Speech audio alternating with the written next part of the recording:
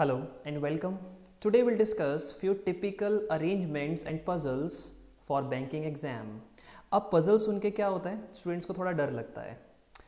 उनको लगता है कि पजल का क्वेश्चन है, बहुत टाइम लेगा और पता नहीं हम उसको ठीक भी करेंगे या गलत करेंगे, कहीं टाइम वेस्ट ना हो जाए. But I can assure you one thing, if you will follow few basic tips you can crack any question of arrangement and puzzles. So आज डिस्कस करेंगे हम लोग कुछ क्वेश्चंस, प्लस उससे पहले आपको बताऊंगा कि क्वेश्चंस को डील कैसे करना होता है, अरेंजमेंट में किन बातों का ध्यान रखना है, पजल्स को कैसे टैकल करना है, कौन सी अप्रोच यूज करनी है. आज हम ये सब डिस्कस करेंगे. So let's start with the topic. So basically arrangement में जो है हमारे एग्जाम में सर्कुलर अरेंजमेंट बहुत ज़्यादा आता है बैंकिंग एग्जाम में. सो सर्कुलर अरेंजमेंट का मतलब क्या है, एक सर्कल आपको दे देगा, वो बोलेगा सर्कुलर टेबल है and there are 8 persons sitting around a circular table facing the centre. Okay, अब यहाँ पे क्या होगा, कुछ चीज़ें ध्यान रखने वाली हैं यहाँ पे. पहली चीज उसने बोला there are 8 persons sitting around a circular table facing the centre. 8 persons हैं. अब हम लोग क्या करते हैं गलती, हम 8 पर्सन्स को सर्कल ड्रॉ करके रैंडमली हम उनको बिठा देते हैं. कुछ करके मैंने इसको 8 ऐसे करके बिठा दिया, बट ये एक अच्छी अप्रोच थोड़ी है. It is not a correct approach. Basically circular representation में जिन बातों का ध्यान रखना है उसमें फर्स्ट थिंग इज कि हमेशा हमें बिठाने हैं पेयर में. Means if he is saying 8 persons sitting around a circular table, so always follow the pair technique. It means अगर आप एक नीचे बिठा रहे हैं उसके सामने एक बिल्कुल ऊपर बिठाइए. If one is towards your right, so एक बैठेगा आपके लेफ्ट में. एक अगर इस डायगोनल पे है तो एक उसके सामने आना ज़रूरी है. एक अगर यहाँ पे तो उसके सामने आना ज़रूरी है. बिकॉज हमसे पूछा जाता है who is sitting opposite to that person. If you are making randomly तो आपको पता ही नहीं लगेगा कि आमने सामने देखना कैसे है. बट इन दिस केस आप इजीली क्रैक कर सकते हैं, इजीली डिकोड कर सकते हैं कि यार उसके सामने कौन है. सो ऑलवेज पेयर में इनको बिठाइए. अगर अब एक क्वेश्चन अपने दिमाग में आएगा, मुझे पता है कि सर अगर 8 नहीं, अगर वो बोलता है कि 7 पर्सन्स हैं फिर क्या करेंगे, 7 को हम पेयर में कैसे बिठाएंगे. Not a big deal. इधर देखिए जरा, make a circle, start following the technique. एक नीचे बैठेगा, एक सामने बैठेगा, एक राइट, एक लेफ्ट, एक इस डायगोनल में, एक इसके सामने. और 7th पर्सन को आप चाहे तो यहाँ भी बिठा सकते हैं और इफ़ यू विश आप उसको यहाँ भी प्लेस कर सकते हैं. डजेंट मैटर, वो रोल प्ले करेगा ही नहीं, ये आप नोटिस करेंगे. फाइन. और अगर 6 होंगे तो आप इजीली उसको पेयर फॉर्म में बिठा सकते हैं. ओके, तो मैंने बोला 8 persons are sitting around a circular table, so मैंने बिठा दिए यहाँ पे. ठीक. अब next line, facing the centre. Facing the centre means centre of the table is this, so सबका फेस सेंटर की तरफ है और आई कैन से इनवर्ड्स है. So I am marking the arrows. So यहाँ पे आप सेंटर की तरफ भी नहीं बिठा सकते हैं, इनका फेस सेंटर की तरफ हो जाएगा. फाइन. नेक्स्ट, अब यहाँ पे जो चीज समझने की है वो ये है, हाउ टू चेक राइट और left of a person. I tell you. For this element जो सबसे नीचे है, ये मोस्ट इंपॉर्टेंट एलिमेंट होता है सर्कुलर अरेंजमेंट का. ऐसा मैं क्यों बोल रहा हूं, बिकॉज ये जो एलिमेंट है इसका राइट और इसका लेफ्ट बिल्कुल सेम है जैसे आपका राइट और आपका लेफ्ट है. आप लोग एग्री करेंगे मेरे साथ. यस, कि इसका राइट यहां पे है और इसका लेफ्ट इस डायरेक्शन की तरफ है. तो अगर आप कहीं बैठ के इस वीडियो को देख रहे हैं तो आप खुद देख सकते हैं कि आपका राइट भी इसी की तरह है और आपका लेफ्ट भी बिल्कुल सेम इसी की तरह है. बट इसके जो बिल्कुल सामने हैं उसका राइट इधर होगा और लेफ्ट इधर होगा. बिल्कुल होगा. अब जो आपके राइट में बैठा है, जो अगर मैं इसकी बात करूं राइट मोस्ट एलिमेंट की, तो इसका राइट अपवर्ड्स है और इसका लेफ्ट डाउनवर्ड्स है. ये चीज आपको पता होनी जरूरी है, तभी हम क्वेश्चंस को इजीली क्रैक कर पाएंगे और समझ पाएंगे. जो लेफ्ट मोस्ट एलिमेंट है उसका लेफ्ट ऊपर होगा और उसका राइट नीचे होगा. तो ये डायरेक्शंस हमारे लिए बहुत इंपॉर्टेंट रोल प्ले करेंगी, इनको हमें समझना चाहिए. सेकेंड केस क्या बनता है, there are 8 persons sitting around a circular table facing outwards, यानी कि उन सबका फेस सेंटर पे नहीं है, सेंटर से बाहर है। इट मीन्स जो मैंने डायरेक्शंस अभी लिखी हैं वो सब ऑपोजिट हो जाएंगी, ऑब्वियसली हो जाएंगी। कि अगर मैं एक सर्कल ड्रॉ करता हूं और नीचे एलिमेंट, यहाँ पे एलिमेंट राइट लेफ्ट डायगोनल्स पे बिठा दिए मैंने, उसके बाद अगर मैं इसका एरो मार्क करूंगा तो ये एरो नीचे की तरफ होगा क्योंकि इसका फेस सेंटर की तरफ है ही नहीं, सेंटर से ऑपोजिट है। सो इट मीन्स इसका जो लेफ्ट है यहाँ पे हो जाएगा और इसका राइट जो है यहाँ पे हो जाएगा। इसका मतलब है कि जैसे ही क्वेश्चन में उसने बोला फेसिंग आउटवर्ड्स, इट मीन्स आपको डायरेक्शंस ऑपोजिट कंसिडर करनी है, ठीक है। बट अब एक टिपिकल क्वेश्चन का मतलब क्या है? अब इतना बेसिक तो नहीं देगा वो बैंकिंग एग्जाम में कि यार सबका फेस अंदर है सबका फेस बाहर है, नहीं। अब एक अच्छा क्वेश्चन क्या होता है? He will say there are 8 persons, few of them facing the center but few of them facing opposite to the center, or we can say few of them facing outwards। मतलब कुछ का face अंदर है कुछ का face बाहर है और खुद जज करना होगा हमें कि कैसे उसको प्लेस करना है, कैसे उसको प्लेस करना है। ये भी क्वेश्चन मैं आज डिस्कस आपके साथ करने वाला हूं, ठीक है ना। कि कुछ का फेस अंदर है कुछ का फेस बाहर है, उस टाइम पे हम कैसे डील करेंगे वो भी आज हम डिस्कस करेंगे क्वेश्चन में, और वो एक इंपॉर्टेंट क्वेश्चन होता है फॉर एग्जाम। फाइन। अब आपने इसको समझ तो लिया कि यार डायरेक्शंस कैसे देखनी है, बट एक चीज समझते हैं जरा इधर। अब suppose let's say, okay let's say एक सर्कल है, यहाँ पे एक सर्कुलर टेबल है, ठीक। समझते हैं एक बार छोटी सी बात। एक okay suppose A is sitting here और उसका फेस सेंटर की तरफ है। Fine.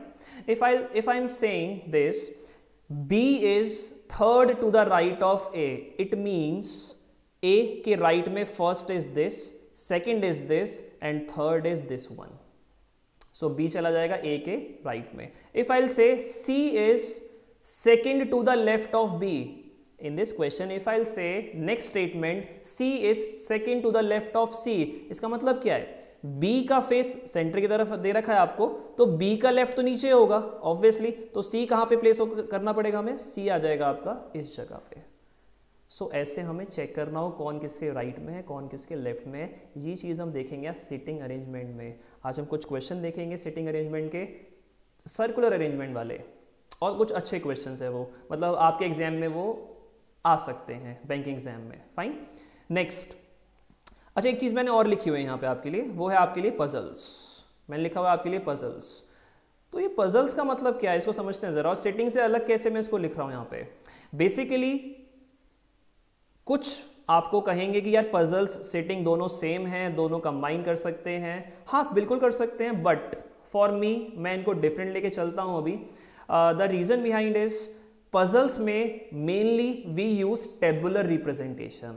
Now what is tabular representation, इसको समझते हैं। ओके पजल्स का मतलब क्या उसको देखते हैं एक बार। पजल्स में आपको बोलेगा वो there are 7 persons, he will say there are 7 persons and they like different fruits as well as they like different colors as well as they like different cars। it means आपके पास एक tabular representation होनी चाहिए। अब क्या होता है, मैंने आपको बोला कि 8 persons है, देयर आर 8 persons।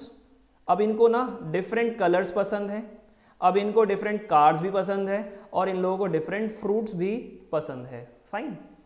और वो आपसे पूछेगा क्वेश्चन में कि बताओ ए को कौन सा फ्रूट पसंद है, बताओ सी को कौन सी कार पसंद है।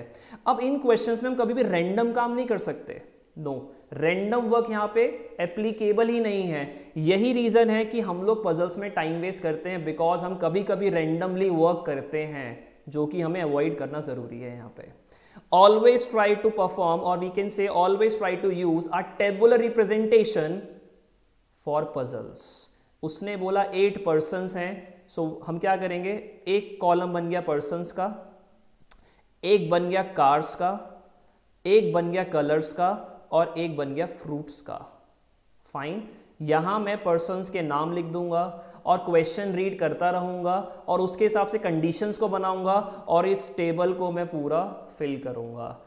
टेबुलर फॉर्म में करेंगे, थोड़ा सा जल्दी भी होगा, मैं आपको दिखाऊंगा आज किस तरीके से जल्दी होगा, जल्दी भी होगा प्लस 100% एक्यूरेसी आएगी आपकी।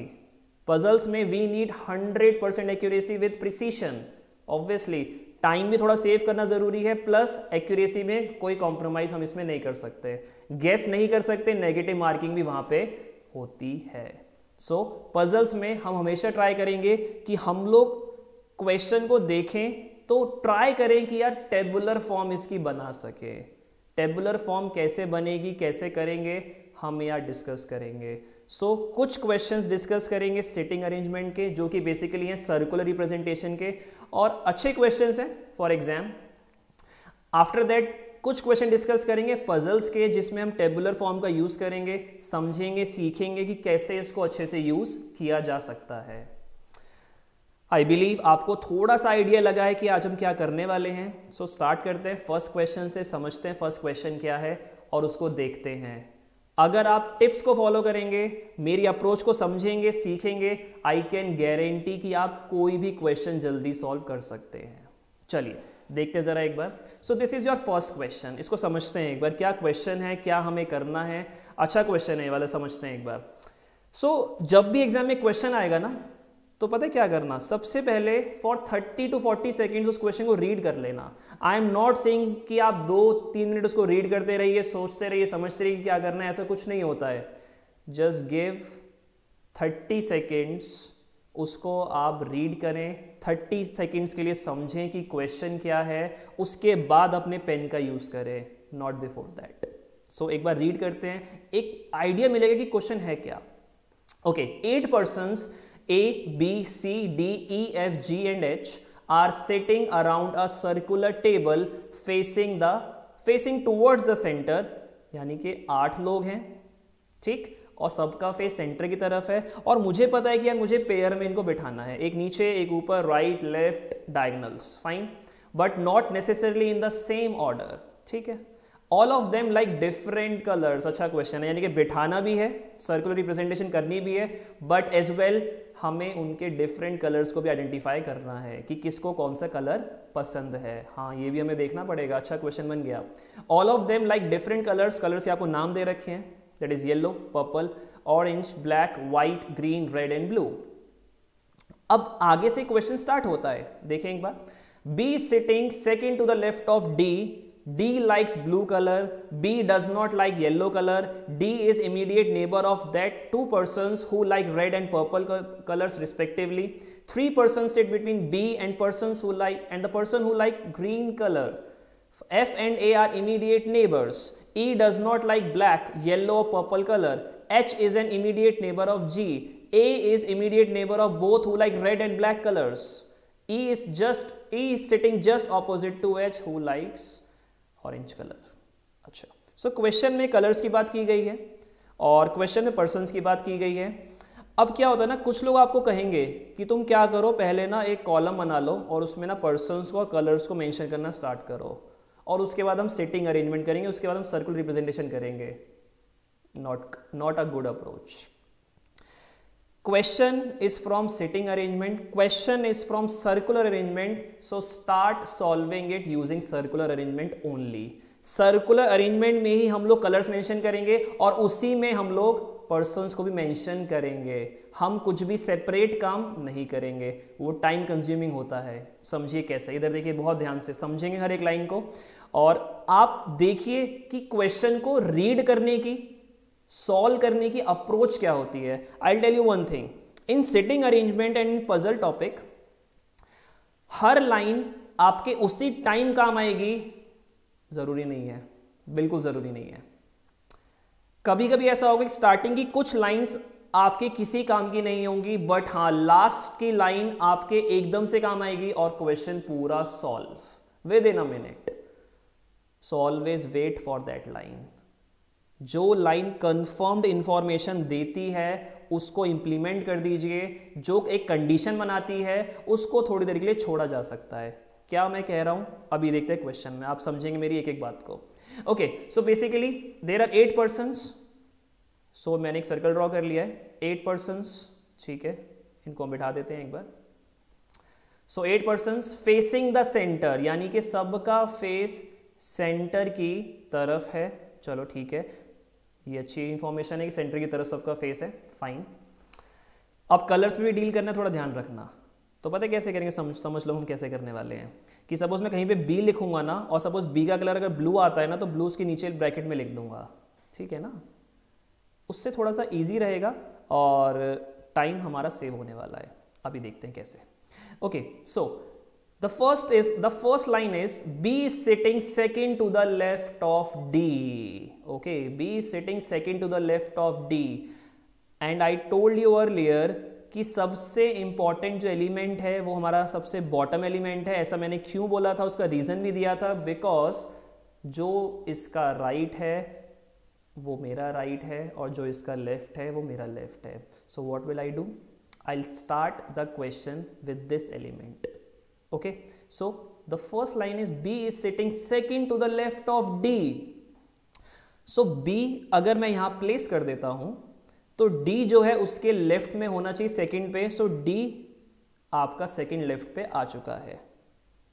B is sitting second to the left of D. So you need to place D over here and B here.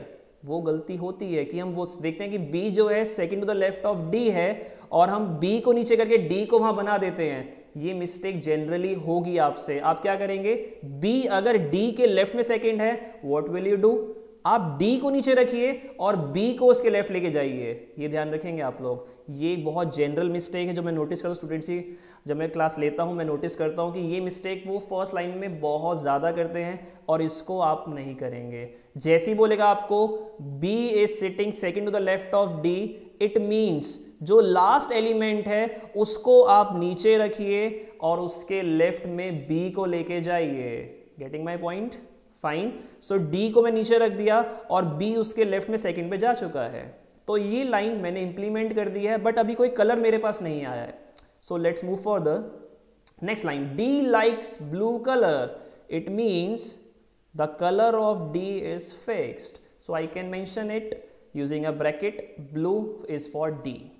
Next line, B does not like yellow color. अब देखिए ये लाइन कोई काम की नहीं है, अभी समझिए जरा।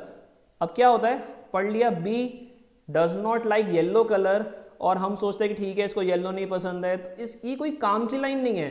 इससे मेरा क्वेश्चन में कोई हेल्प नहीं हो रही है अभी, बट हाँ आगे चलता हूँ, मे बी लाइन किसी से कंबाइन हो जाए और वहां पे काम आ जाए। सो लेट्स सी, अभी इस लाइन को हम लोग छोड़ सकते हैं। हाँ, इस बात का ध्यान रखिए, जिस लाइन से हमारा काम नहीं हो रहा है लीव दैट लाइन, क्योंकि वो लाइन आगे जाके कहीं ना कहीं मर्ज होगी, वो जरूर काम आएगी। ऑन द स्पॉट उसको यूज करने का ट्राई मत कीजिए, टाइम वेस्ट करेंगे आप लोग अपना। Next, D is immediate neighbor of that two persons who like red and purple colors. हाँ, ये अच्छी लाइन है। वो कह रहा है कि D ना इमीडिएट नेबर है किसका, जिसको रेड और पर्पल पसंद है। अच्छा इधर देखिए जरा। अच्छा, एक पर्सन है, सपोज ये एक पर्सन है, ठीक, ये पर्सन जो है ये दो लोगों का नेबर है। हाँ, ऐसे समझते हैं, ये जो पर्सन है ना ये नेबर है दो पर्सन्स का। इट मीन्स, इधर देखिए, इट मीन्स जो ये पर्सन है आपका, ये अगर दो का नेबर है ये दोनों के बीच में होगा। हाँ, अगर आपके दो नेबर्स हैं जहां आप रहते हैं, अगर आपके दो नेबर्स हैं इट मीन्स आप उनके बीच में रहते हैं। सो अगर वो बोल रहा है कि रेड और पर्पल D के इमीडिएट नेबर्स हैं, इट मीन्स D जहां लिखा है उसके पास ही रेड, और I can write purple because मुझे पता नहीं कि कौन कहां पे फिक्स्ड होगा अभी। Fine, but I am just making to conditions because ये कंडीशन बनानी ईजी है मेरे लिए। हाँ बिल्कुल ईजी है। कैसे कि D जो है इमीडिएट नेबर है रेड और पर्पल का, इट मीन्स या तो D के राइट में रेड होगा या लेफ्ट में रेड होगा, और वी कैन से D के या तो राइट में पर्पल होगा लेफ्ट में पर्पल होगा। अगर D के लेफ्ट में रेड हुआ तो राइट में पर्पल होगा, कंफर्म्ड। और अगर D के राइट में रेड हुआ इट मींस D के लेफ्ट में पर्पल होने वाला है, बट अभी फिक्स नहीं हो पा रहा है, तो मैंने एक कंडीशन बना ली है, इसको बाद में फिक्स कर देंगे। आगे चलते हैं। 3 persons sit between B and the person who likes green color, यानी कि B और ग्रीन कलर जिसको पसंद है उनके बीच में 3 लोग बैठे हैं, यानी कि ये दोनों आमने सामने बैठे हैं। देखिए B और इसके जो बिल्कुल सामने हैं उनके बीच में 3 पर्सन आपको दिख रहे हैं, 3 ही आएंगे उनके बीच में, ठीक। सो यानी कि यहाँ पे जो बैठेगा उसको ग्रीन कलर पसंद होगा, बट यहाँ पे कौन बैठेगा मुझे नहीं पता, अभी वो आगे देखते हैं। Next, F and A are immediate neighbours. Okay, F and A are immediate neighbours, यानी कि एफ और ए बिल्कुल साथ साथ आएंगे, लेकिन अभी कहाँ आएंगे मुझे नहीं पता है, वो भी देखते हैं हम, इस लाइन को भी अभी यूज नहीं करते। Next line, E does not like black yellow और पर्पल कलर, फाइन, ई को 3 कलर पसंद नहीं है, ब्लैक येलो और purple colour. Okay, H is an immediate neighbour of G, यानी कि H और G साथ में आएंगे, सिमिलरली F और A भी इमीडिएट नेबर वो भी साथ में आएंगे, ये हम ध्यान रखेंगे अब। Okay, A is immediate neighbour of both who like red and black colours respectively, ये बहुत इंपॉर्टेंट लाइन है और इस लाइन से हमारा क्वेश्चन खत्म हो सकता है। इधर देखिए जरा, समझते हैं। A is immediate neighbour of both who like red and black, यानी कि रेड और ब्लैक के बीच में A आना चाहिए। अभी डिस्कस किया था मैंने ये पॉइंट कि अगर मेरे 2 इमीडिएट नेबर्स हैं, इट मींस मैं उनके सेंटर पे हूं, मेरे एक राइट में होगा, मेरे एक लेफ्ट में होगा, fine. So A is immediate neighbour of B, immediate neighbour of both who like red and black colours respectively, respectively. A जो है रेड और ब्लैक के बिल्कुल बीच में होने वाला है। तो इधर देखिए जरा, एक बात समझते हैं जरा यहां पे। अब अगर मैं रेड को डी के लेफ्ट में कंसीडर करूं तो ए तो आ ही नहीं पाएगा, क्योंकि यहां पे बी बैठा हुआ है, आप समझ रहे हैं, और डी बैठा हुआ है, तो ए आ ही नहीं पाएगा, ए के रेड और आपके ब्लैक नेबर बन नहीं पाएंगे, ठीक बात है ना। इट मींस रेड डी के लेफ्ट में आ ही नहीं सकता, it is not possible to place red towards the left of D. So यहां पे पर्पल फिक्स्ड, सिमिलरली अगर पर्पल वहां फिक्स्ड तो रेड आपका डी के राइट में फिक्स्ड, और ए जो है रेड और ब्लैक का नेबर है, इट मींस ए आएगा रेड और ब्लैक के बीच में और ए हो जाता है ग्रीन। हाँ, ए हो जाता है ग्रीन। सो ए फिक्स्ड है आपके पास, डी फिक्स्ड है आपके पास, बी फिक्स्ड है। Next line, E is sitting just opposite to H who likes orange colour. इसको बात को समझिए जरा छोटी सी।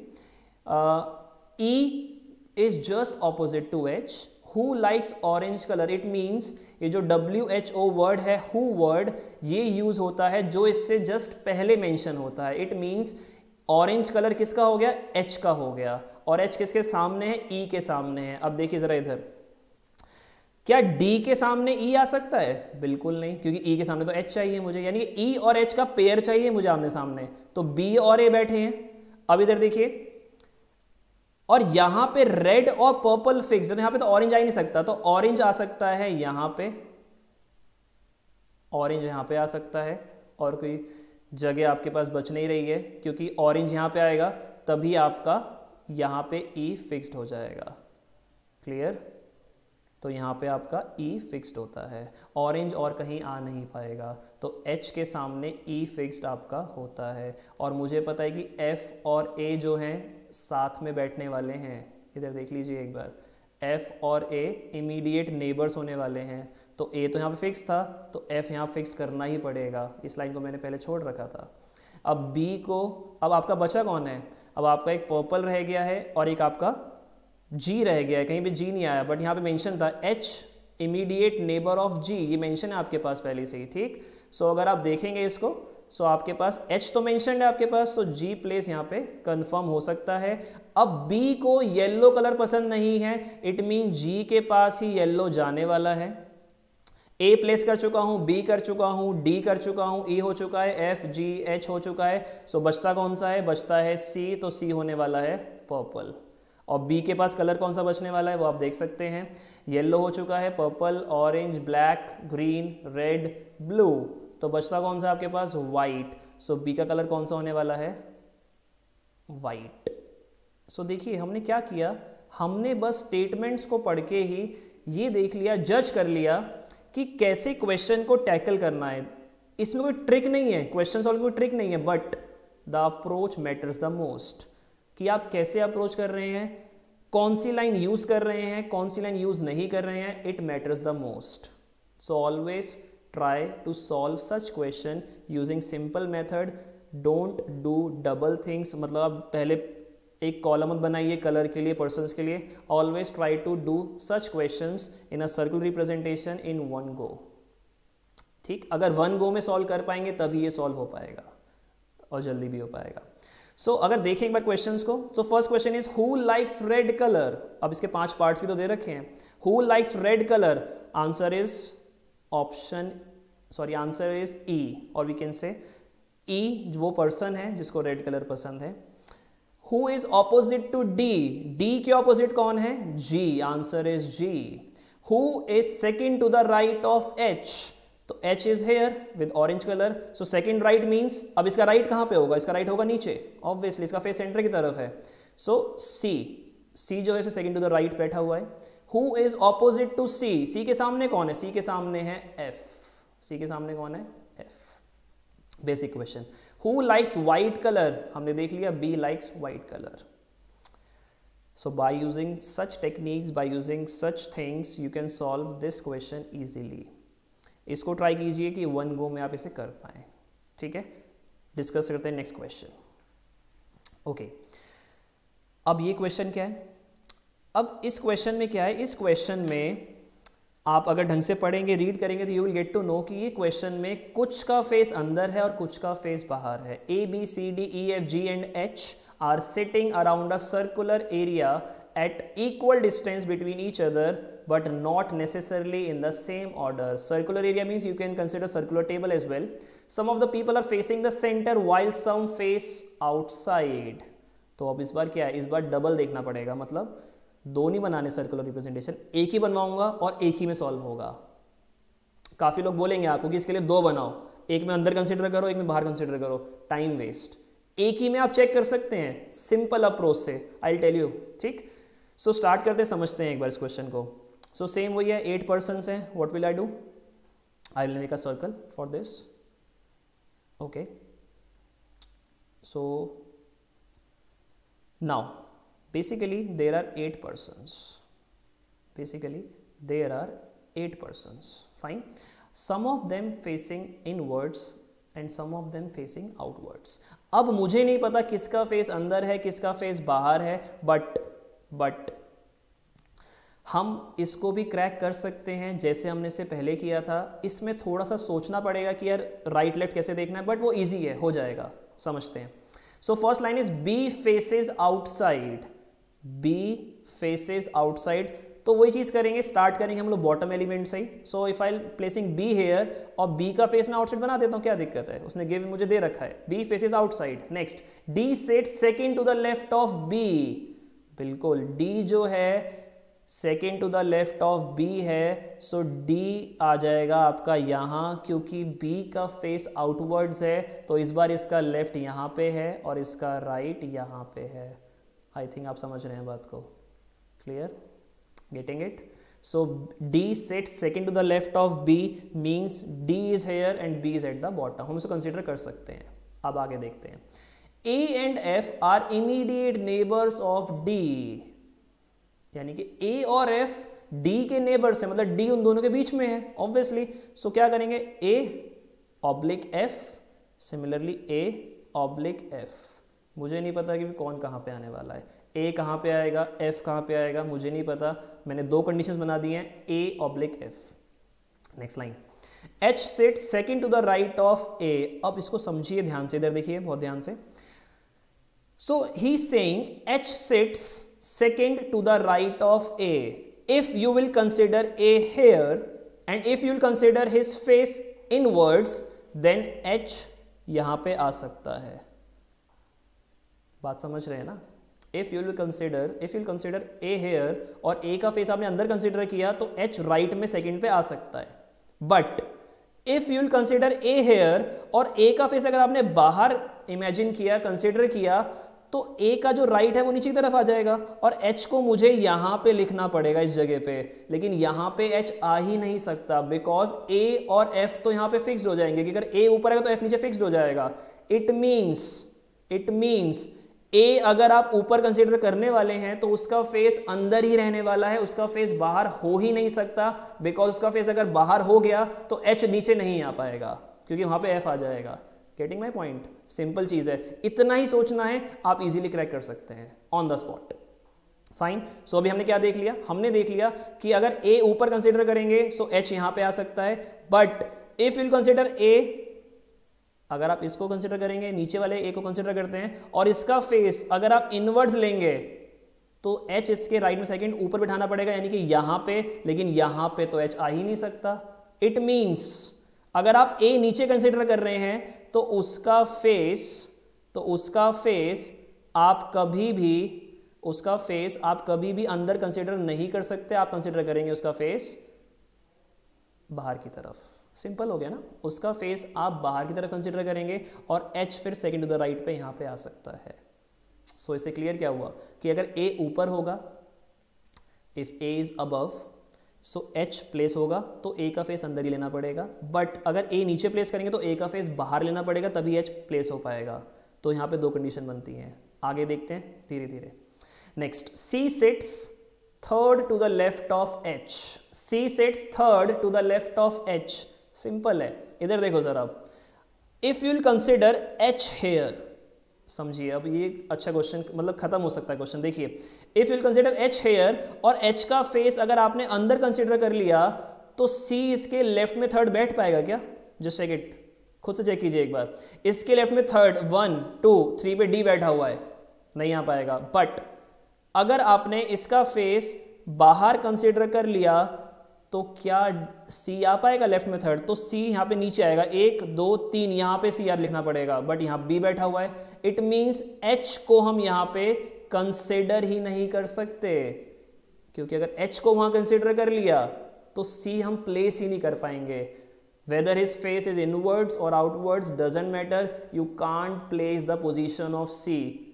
फाइन, इट मीन्स एच वहां पे नहीं आ सकता। So H is connected to A, it means A भी ऊपर नहीं आ सकता, यानी कि ऊपर एफ कंफर्म्ड है, बट डायरेक्शन उसकी फेस की क्या है वो नहीं पता अभी तो, बट नीचे ए कंफर्म्ड हो गया है और ए की डायरेक्शन आपकी बाहर की तरफ होगी, तभी एच यहां पे आ पाएगा।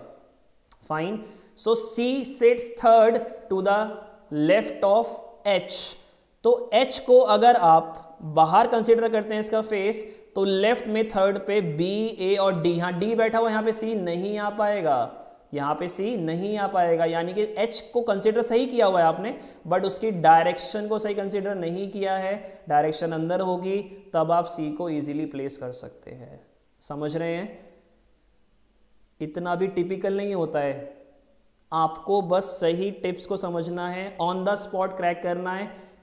If you are placing someone's position here, just try to analyze कि उसके डायरेक्शन अगर अंदर लेंगे तो क्या होगा, और इफ विल कंसिडर आउटवर्ड तो क्या होगा। आप फटाफट इजीली इसको क्रैक कर सकते हैं। फाइन, नेक्स्ट आगे चलते हैं।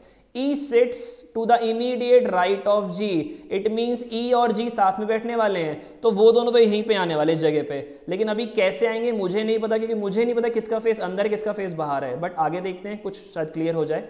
D sits third to the left of E, अब इससे हो जाए क्लियर हो जाएगा आप लोगों को। D sits third to the left of E, it means E is here, it is fixed, और E का फेस अंदर की तरफ, तभी इसके लेफ्ट में थर्ड पे D आ पाएगा। तो G यहां पे है और G के इमीडिएट राइट में E है, इट मींस G का फेस बाहर होने वाला है। Simple. Next, D faces the same direction as H। अब इसका मतलब क्या है? Face is the same direction मतलब क्या होता है? बहुत बेसिक है। इसका मतलब है कि D का फेस अगर बाहर है तो H का भी बाहर ही रखना पड़ेगा।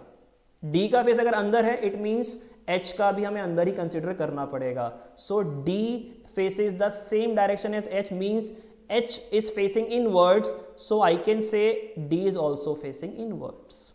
F sits to the immediate right of C। F कहाँ बैठा है? C के immediate right में बैठा हुआ है, यानी कि C का फेस बाहर है, तभी F उसके immediate right में आ पाएगा। Obviously F and G take same direction, same चीज है कि अगर G का फेस अंदर है, F का अंदर, if G is facing outwards, F भी outwards, so G is facing outwards, so F is also outwards। खत्म। इट मीन्स क्वेश्चन कर सकते हैं सिंपल अप्रोच फॉलो करके। जब भी क्वेश्चन आएगा कि कुछ का फेस अंदर कुछ का फेस बाहर, always try to solve like this, कि उसको प्लेस किया और उसी टाइम सोच लिया कि उसका फेस अंदर है तो क्या होगा, बाहर है तो क्या होगा, आपको टाइम ज्यादा नहीं लगेगा। सो किसका फेस अंदर आ रहा है? डी का फेस अंदर है, ई का फेस अंदर है और एच का फेस अंदर है, बाकी पांचों का फेस बाहर है। Fine. First question, who is opposite to H, आप बोल देंगे सामने बैठा उसके F. Who is third to the right of F, तो देखिए एफ यहां बना हुआ है, इसके राइट में थर्ड, मतलब नीचे जाएंगे क्योंकि फेस बाहर है इसका, तो 1 2 3 बी बैठा हुआ है। Who is second to the left of G, G के लेफ्ट में सेकेंड, तो जी का फेस बाहर है, इसका लेफ्ट नीचे होगा, तो answer second to the left of G is also B. Fine. Who is in between E and F, वो आपका सी है। Who is in between B and D, B and D की आपका ए आ रहा है। समझ रहे हैं? तो क्वेश्चन टिपिकल कह सकते हैं, बट इतना नहीं है कि आप इसको क्रैक ही ना कर पाए, इजीली क्रैक कर सकते हैं, बस फॉलो कीजिए स्पेसिफिक बेसिक टिप्स। चलते हैं नेक्स्ट क्वेश्चन पे। अब डिस्कस करेंगे एक दो क्वेश्चन हम लोग पजल्स के। टेबुलर रिप्रेजेंटेशन जैसे मैंने समझाया था कि क्या मीनिंग है, कैसे करते हैं, उसको यहाँ पे यूज़ करेंगे अभी हम लोग, कि टेबुलर फॉर्म में कैसे सॉल्व करना होता है हम लोगों को। अभी डिस्कस किया सर्कुलर अरेंजमेंट कुछ questions, now will discuss tabular representation of puzzles. Okay, समझते हैं क्वेश्चन क्या है एक बार। अब इसमें क्या होता है ना, आपको क्वेश्चन को पढ़ के जज कर लेना है कि क्वेश्चन में कॉलम्स में मुझे क्या प्लेस करना है।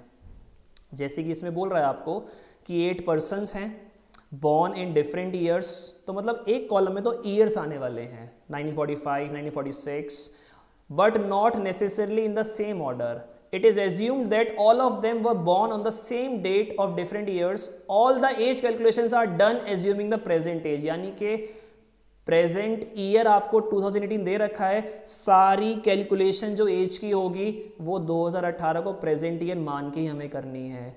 इट मीन्स, तो पहली चीज तो ये हो गई कि यार एक कॉलम में तो मैं लिखने वाला हूं ईयर्स, एक कॉलम में इनकी एज, क्योंकि उसने बोला है कि एज कैलकुलेशन हमें करनी पड़ेगी, फाइन, और एक कॉलम में पर्सन का नाम कि वो कौन सा पर्सन है जिसकी एज इतनी है और वो उस साल में पैदा हुआ था, बॉर्न हुआ था, फाइन। सो ईयर्स मेरे पास हैं 1945, 1956, 1961, 1973, then comes 78, then comes 89, then comes 96, then comes 07, 2007, fine.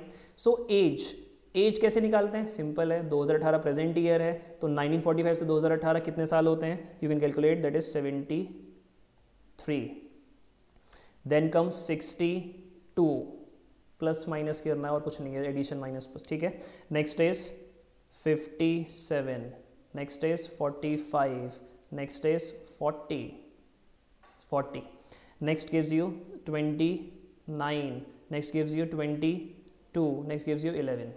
सो ये आपकी एज कैलकुलेशंस हो गई हैं कि जो 1945 में बॉर्न हुआ होगा उसकी 2018 में 73 होगी, 56 वाले की 62 होगी, 61 वाले की 57 होगी, 73 वाले की 45 होगी, 78 वाले की 40 होगी, 89 वाले की 29, 96 वाले की 22 एंड 2007 वाले की 11 ईयर्स होगी।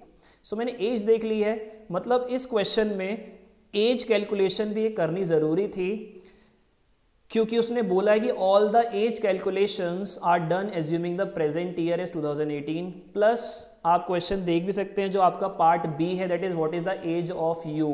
तो हमें क्या करना है, हमें एज वाइज भी उसको चेक करना पड़ेगा। तो मैंने एक कॉलम ईयर्स का बना लिया, एक कॉलम एज का है। अब मैं पर्सन्स को प्लेस करूंगा और इजीली आइडेंटिफाई करूंगा कौन कब बॉर्न हुआ था।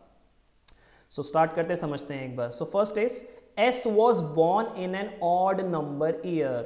तो ऑड नंबर वाले ईयर तो बहुत सारे हैं, 45 है, 61 है, 73 है, 89 है, 07 है, तो अभी तो ये कहीं भी आ सकता है, अभी इसको हम प्लेस नहीं करेंगे। Next, the difference between the present age of S and V is 5। मतलब दो लोगों की डिफरेंस दे रखा आपको एज का, वो है 5 ईयर्स। तो बहुत बेसिक चीज हो गई ना। आप मुझे बताइए इनमें से कौन कौन से ऐसे साल हैं जिसमें डिफरेंस 5 ईयर्स का है? क्या फर्स्ट 2 ईयर्स में 5 का सब डिफरेंस है? बिल्कुल नहीं है। हाँ, फिर 56 और 61 में है, 56 61 में है, यानी कि S और V यहाँ पे लिख सकता हूँ, हाँ लिख सकता हूँ। सिमिलरली 5 साल डिफरेंस एक और भी दिख रहा है मुझे, जो कि 45 और आपका 40 में है, तो S और V यहाँ भी लिख सकता हूँ। बात समझ रहे? बट एक छोटी सी बात ध्यान रखेंगे हम लोग यहाँ पे, डिफरेंस तो होना चाहिए 5 साल का, लेकिन S was born in an odd number year, ये भी ध्यान रखिएगा, S was born on odd number year, तो S और V फिर ऐसे आएगा, S 73 में और V 78 में, तो ये पॉसिबिलिटी अभी बन सकती है। इसके अलावा किन्हीं भी 2 साल में डिफरेंस 5 इयर्स का नहीं है। सो देयर आर 2 पॉसिबिलिटीज कि S और V कैसे प्लेस करने हैं। Next, only 3 people were born between V and T। Okay, V और T के बीच में 3 पर्सन्स हैं, ये ध्यान रखिएगा। अभी V तो मुझे दिख रहा है, अब T कहीं भी आ सकता है, हो सकता है V से ऊपर T आ जाए, V के नीचे आ जाए, क्योंकि V फिक्स्ड नहीं हो पा रहा है। बात समझ रहे हैं? Next line, the present age of W is twice the present age of Q, यानी कि जो W की एज है वो Q के ट्वाइस है। और अगर आप एज को देखेंगे तो भाई 73, 62, 57, 45, 40, 29, 22, 11, लास्ट की 2 जो हैं वो डबल्स हैं, मतलब 11 का डबल 22 है, यानी कि present age of W is twice, यानी कि W 22 ईयर्स का होगा और आपका Q होगा 11 ईयर्स का। बात समझ रहे हैं? ठीक, सो W और Q तो फिक्स हो गए आपके, W और Q तो फिक्स हो गए आपके। अब इधर देखें जरा एक छोटी सी बात, 3 पर्सन्स थे V और T के बीच में, ये बात देखिए जरा। तो अगर आप V को 78 में कंसिडर करेंगे तो 1, 2, 3, आप T को यहां लिखेंगे, समझ लेते हैं। बट अगर आप V को यहां कंसिडर करेंगे सो 1, 2, 3, अगर आप 3 पर्सन्स बीच में छोड़ेंगे तो यहां पे T तो आ ही नहीं सकता। बात समझिए, क्योंकि मैंने WQ फिक्स कर दिया। जब WQ फिक्स्ड होगा it means I need to fix TAV as well, because we need 3 persons in between V and T. If you will place V at 78 position, 978, so T top पे आ सकता है। But अगर आपने V को 56 पे place किया तो 1, 2, 3 के बाद आपका यहाँ पे T नहीं आ पाएगा। इट मीन्स V आपका 78 पे फिक्स्ड, V यहाँ से हटेगा, S यहाँ से हटेगा और T आपका fixed. Clear? Next line, the number of people born between T and Q is same as the number of people born between T and P। T और Q के बीच में जितने हैं उतने ही T एंड P के बीच में होने वाले हैं। अब यहां पे मिस्टेक क्या होगी, इधर देखिए ध्यान से जरा। T अगर आप यहां प्लेस करते हैं और यहाँ पे हमने पहले प्लेस किया हुआ था V को और S को, एक छोटी सी जो चीज़ हमने मिस की वो ये मिस कर दी कि यहाँ पे अगर V आप लेंगे तो 1, 2, 3, 89 के सामने आपका आ सकता है T। हाँ बिल्कुल आ सकता है, W पे नहीं जाएगा T। सो 89 हमने मिस किया, 89 के सामने T आ सकता है, बिल्कुल आ सकता है। सो V, S, S, V, अभी हम इनको वैसे रखते हैं। T एक आपके पास ऊपर है, T एक आपके पास यहां पे आ चुका है। But the number of people born between T and Q is same as the number of people born between T and P। तो यार T अगर तुम ऊपर ले लोगे ना और Q नीचे ले लोगे ना तो इतने लोग तो T और P के बीच में कभी आ ही नहीं पाएंगे। इसका मतलब T आप ऊपर कंसिडर कर ही नहीं सकते बिकॉज Q तो फिक्स्ड है। सो T यहां से हट जाएगा और T आपका यहाँ पे फिक्स्ड हो जाएगा जो कि है 1989 में। तो V आपका फिक्स्ड हो जाएगा, S आपका फिक्स्ड हो जाएगा और यहाँ से आपका S और V हट जाएंगे। ठीक है, R was born in one of the years before P, but T और Q के बीच में भैया एक W आ रहा है तो T और P के बीच में भी एक ही आना चाहिए जो कि 1978 में एक आएगा। R was born in one of the year before P, तो R ऊपर हो गया तो हमने R प्लेस कर दिया है, हमने P प्लेस कर दिया है, Q प्लेस कर दिया है, S प्लेस कर दिया है, T प्लेस कर दिया है, U हमारा रह गया है तो U आपका यहाँ पे होता है फिक्स्ड और हमने इसको सॉल्व कर दिया है। R आपके पास है, V आपके पास है, S, P, U, T, W, Q. In which year was R born? You will say 1945. You will say 1945. What is the age of U? You will say 40 years. Who was born before W but after U? W के बाद. And who was born before W but after you will say T, यानी कि W से पहले और U के बाद you will say T. What will be the age of S after 4 years? S is 51 right now. After 4 years, it will become 61. He will become 61. What is the difference between ages of S and R?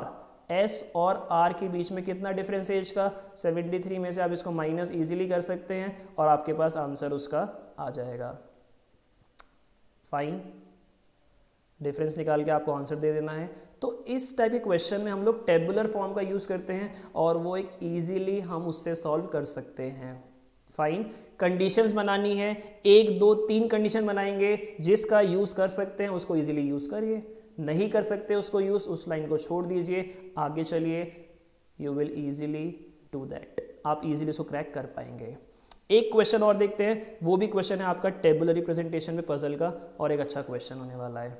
Okay, अब इस बार question थोड़ा सा लेंदी है, but lengthy question से डरना नहीं है. Lengthy question और ज़्यादा हेल्पफुल होने वाला हमारे लिए. यस, ऑब्वियसली जितनी ज़्यादा इंफॉर्मेशन होगी उतना ही जल्दी आप इसको क्रैक कर सकते हैं. समझते हैं कैसे. और ये क्वेश्चन बैंकिंग में बहुत ज़्यादा बार आता है. This question is basically based on floors, कि there are 8 floors, there are 6 floors in a building, और वो फर्स्ट फ्लोर पे है, पर्सन भी सेकंड फ्लोर पे है. इस टाइप के क्वेश्चन को डील करना आपको बहुत अच्छे से आना चाहिए. ये एक इंपॉर्टेंट टाइप है बैंकिंग एग्जाम के लिए. सो क्वेश्चन रीड करते समझते हैं एक बार. Okay, there are 8 persons, 8 apartments होने, एक 8 स्टोरी की बिल्डिंग है और MEFGHIJNK live on different floors of 8 storey building. The lower most floor of the building is numbered 1. ठीक है, सबसे नीचे हम नंबर 1 लेंगे और उसके ऊपर 2 3 4 5 6 7 8 चलता रहेगा. Fine. They are of different stream of engineering, यानी कि इंजीनियरिंग की स्ट्रीम्स दे रखी है हमें. केमिकल है, जेनेटिक्स है, सॉफ्टवेयर है, एरोनॉटिकल है, मैकेनिकल है, इलेक्ट्रिकल है. ये हमारे पास गिवन है पहले से. इट मीन्स कि यार एक तो कॉलम हो गया फ्लोर्स के लिए, जिसमें मेंशन करूंगा मैं 8 7 6 5 4 3 2 1, क्योंकि lower most is 1, top most is 8. एक रहेगा मेरा पर्सन्स का और एक रहेगा मेरा स्ट्रीम्स का, जो उनकी स्ट्रीम्स हैं. ठीक, सो मुझे इन्हें अरेंज करना है कि कौन किस फ्लोर पे रहता है और उसकी स्ट्रीम क्या है. तो बेसिकली पहले ग्लांस में चेक कर लिया कि कैसे टेबुलर फॉर्म बनने वाली है. So basically the first line is the one who lives on 4th floor is specialised in mechanical engineering. तो जो 4th फ्लोर पे है वो है आपका मैकेनिकल इंजीनियरिंग. ठीक, तो मैंने इसको प्लेस कर दिया है. M lives on odd numbered floor but above 3. तो 3 से ऊपर 2 ही ऑड नंबर हैं, एक है 5 और एक है 7, यानी कि M या तो मैं लिखने वाला हूं यहाँ पे या फिर यहाँ पे. इसको मैं भी साइड में क्यों लिख रहा हूँ, कंडीशंस बना रहा हूँ. परफेक्टली मैच होगा तो मैं इसको पर्सन्स वाले कॉलम में प्लेस कर दूंगा, अभी प्लेस नहीं कर रहा हूँ. ठीक, so next is the number of persons between M and electrical engineering specialized person is same as the number of person between M and I. मतलब M और I के बीच में जितने लोग हैं ना, उतने ही लोग हैं M और इलेक्ट्रिकल वाले के बीच में. सो एक काम कर लेते हैं बेसिक सा. अगर मैं M को यहाँ रखता हूँ और M को यहाँ लिख देते हैं, इसको यहाँ से हटा देते हैं. ठीक है, कंफ्यूजन और ज़्यादा क्रिएट नहीं करते हैं फालतू का. ठीक, इसको हम यही प्लेस करते हैं अभी M और M. अभी ये कहीं भी आ सकता है, Amazon 5th भी हो सकता है, Amazon 7th भी हो सकता है, आगे कंफर्म करते हैं अभी. बट ये लाइन जो है इसको अभी हम छोड़ रहे हैं, इसको मार्क कर रहे हैं, इंपॉर्टेंट लाइन, आगे यूज करेंगे इसको. The one who is specialised in genetics lives on lower most floor. तो लास्ट में तो यार जेनेटिक्स कंफर्म्ड हो गया है. ठीक, next line. K lives on an even numbered floor and he specialized in automobile engineering. K जो है even numbered floor पे है, तो K जो है even पे आने वाला है और इसका फिक्स सब्जेक्ट क्या होने वाला है, फिक्स्ड है इसका ऑटोमोबाइल. अभी यार इसका यूज नहीं कर सकते क्योंकि पता नहीं कहाँ पे प्लेस करना है. Next, there are 2 floors between E and H and E lives above 2H. यानी कि E जो है E लिव्स अबव 2H और उनके बीच में डिफरेंस है 2 फ्लोर्स का. तो E और H के बीच में 2 फ्लोर डिफरेंस है और इसको मैं सीधा यहाँ पे यूज़ करूँगा. अभी इसको मैं मेन टेबुलर फॉर्म में यूज़ नहीं कर रहा हूँ, अभी यहाँ पे डायरेक्ट यूज़ नहीं कर सकते. आगे चलते हैं, मिल जाएंगी लाइन्स हमारी. ठीक, E स्पेशलाइज इन एरोनॉटिकल, ये कन्फर्म्ड है, तो E तो है एरोनॉटिकल, कन्फर्म होता है. J lives just above the one who specialise in aeronautical, यानी कि जे जो है ई के बिल्कुल जस्ट अबव है, तो मैंने इसको साइड में प्लेस कर दिया। अब आगे चलते हैं, आगे कुछ हमारी हेल्प हो सकती है लगता है। The number of floors between one who is specialised in aeronautical engineering and mechanical engineering is 2। Mechanical मेरे पास है, हाँ है, तो मैकेनिकल और एरोनॉटिकल के बीच में कितने लोग हैं, मतलब कितने फ्लोर्स हैं, 2 फ्लोर्स हैं। इस लाइन का बहुत इंपॉर्टेंट यूज है यहाँ पे, देखिए mechanical is here, so mechanical से नीचे अगर 2 फ्लोर से डिफरेंस देखें तो जेनेटिक्स लिखा हुआ है, एंड नीचे तो ऑटो आपका एरोनॉटिकल नहीं आ सकता, तो मतलब ऊपर ही आएगा। सो 5 6 को छोड़ते हैं, 7th पे लिखते हैं हम aeronautical engineering. If you will write aeronautical on 7th, it means M यहाँ से कंफर्म यहाँ से हटने वाला है, और यहाँ पे आपका ई आएगा, और ई के ऊपर जे आएगा, और ई के 2 फ्लोर के बाद ही एच आएगा, तो 1 2 और एच यहाँ पे फिक्स्ड। तो देखिए इस लाइन से हमारी इतनी हेल्प हो गई कि हमने ऑलमोस्ट हाफ क्वेश्चन कंप्लीट कर लिया है, और बहुत टाइम हमने कंज्यूम भी नहीं किया। कहने को बड़ी पजल है, बट इंफॉर्मेशन इतनी है कि we can use it easily. Next, the one who is specialise in civil engineering lives on odd numbered floor. जो सिविल इंजीनियरिंग का स्टूडेंट है वो ऑड नंबर्ड फ्लोर पे रहता है। अब इधर देखिए ज़रा ध्यान से, 1 फेल हो चुका है, 3 अभी रहता है, 5th रहता है, 7th आपका फेल हो चुका है। तो अभी क्या है, अभी आपके पास जो वेकेंट पोजीशंस है वो आपकी 3rd है और आपकी 5th है, क्योंकि सिविल इंजीनियरिंग में तो 3rd पे लिखूंगा तो 5th पे लिखूंगा। अब एक बात यहाँ पे समझते हैं छोटी सी, जो लाइन हमने ऊपर मेंशन कर रखी थी, जो हमने लाइन छोड़ रखी थी, क्योंकि m तो फिक्स्ड हो चुका है ना, तो मैं i भी फिक्स्ड अभी कर सकता हूँ। The number of person between m and electrical engineering specialised is same as the number of person between m and i। इधर देखिए, अगर m यहाँ पे आप लिखते हैं तो i आपका अगर आप यहाँ लिखेंगे 3rd पे लेट अस से, सो यार आपको ना इलेक्ट्रिकल यहाँ पे चाहिए होगा। क्यों? क्योंकि m और इलेक्ट्रिकल के बीच में उतने लोग हैं जितने m और i के बीच में हैं। ठीक बात है, ठीक बात है ना। यानी कि i को आप 3rd पे प्लेस नहीं कर पाएंगे, क्योंकि ऊपर 7th पे मेरे पास एरोनॉटिकल फिक्स्ड है, इलेक्ट्रिकल नहीं आ पाएगा। क्लियर? सो m अगर 2nd पे प्लेस करते हैं तो 1 2 छोड़ के j हमारा इलेक्ट्रिकल हो सकता है, क्योंकि यहाँ पे कुछ लिखा नहीं है अभी। ठीक है ना। सो i आपका 2 पे फिक्स्ड और j आपका इलेक्ट्रिकल आपका यहाँ फिक्स्ड होता है। ठीक, तो यहाँ पे देखिए अब m और i के बीच में 2 लोग हैं, सिमिलरली m और इलेक्ट्रिकल बीच में भी 2 लोग आपके फिक्स्ड होते हैं। फाइन, आगे देखिए जरा, the number of floors. Okay, एक बात यहाँ देखिए जरा, i आपका 2nd पे आ गया है, h is on 4th, m is on 5th, e is on 7th, j is on 8th। ये ध्यान रखेंगे। The number of floors between the one who specialise in chemical and j is 4। तो j तो आपका 8th पे fixed है, तो यानी कि 7th 6th 5th 4 को हटा के 3rd पे आपका आएगा केमिकल इंजीनियरिंग, क्योंकि केमिकल और j के बीच में 4 मुझे चाहिए ही चाहिए। तो देखिए अब जरा, सिविल इंजीनियरिंग वाला ऑड नंबर पे था, तो 1 जेनेटिक्स है, 3 केमिकल है, 7 एरोनॉटिकल है, तो मतलब m जो 5th पे है वो आपका होगा सिविल। सिंपल ना। ठीक, तो देखिए अब आपको लग रहा है कि हाँ हो पा रहा है। बड़े क्वेश्चन से घबराइए मत, उसको देखिए, तरीके से कीजिए, अप्रोच सही रखिए, आप इजीली क्रैक कर पाएंगे। Next, the one who specialise in aeronautical engineering lives on odd numbered floor. हाँ वो मुझे दिख रहा है 7th पे है, तो ठीक है।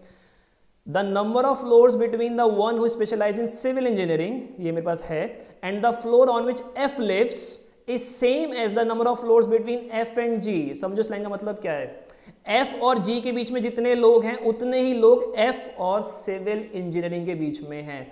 तो सिविल मेरे पास है, यानी कि f 3rd पे और g 1st पे, तभी तो बनेगा कि सिविल इंजीनियरिंग और f के बीच में एक पर्सन आ गया h, सिमिलरली f और g के बीच में भी एक पर्सन आ गया i, तो f और g यहीं पे फिक्स हो सकते हैं और कहीं फिक्स्ड हो ही नहीं पाएंगे।